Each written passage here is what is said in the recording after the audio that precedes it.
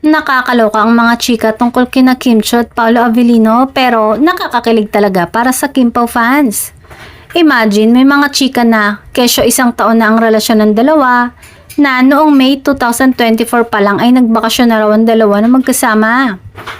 At nito ngang May 2025 ay magkasama raw ulit ang dalawa. At pahulaan pa nga kung saan ba talaga sila nagbakasyon. May nagsasabi kasi na sa Thailand daw pero may humirit ng Amanpulo at heto nga ngayon may Bataan naman daw.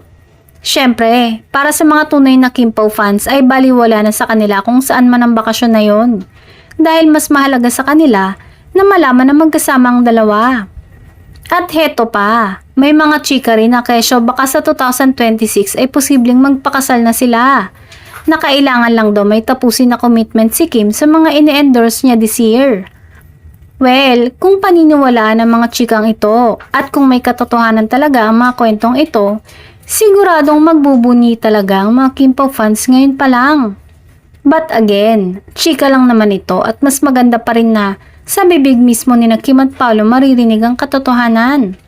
Pero sa ngayon, hayaan na lang muna nakaligin ang mga tagahanga.